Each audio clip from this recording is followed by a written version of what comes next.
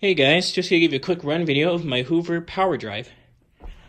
I gotta sweep part of the living room here because starting tonight, I'm gonna start with this main part of the room. I'm gonna clean the carpet, so I gotta get my carpet cleaning machine up here after I get done with sweeping this section. So let's go ahead and get started.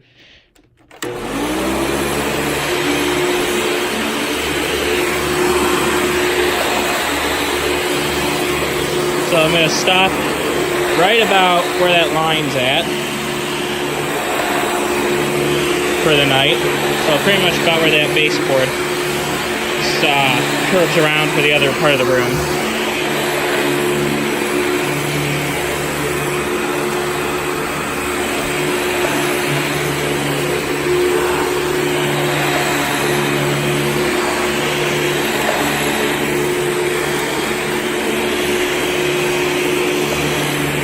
So this is getting pretty tricky to try to record.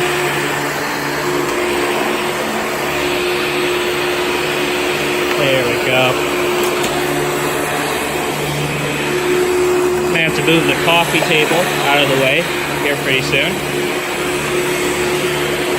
So I'll tune back in once I get ready to get the carpet cleaner going.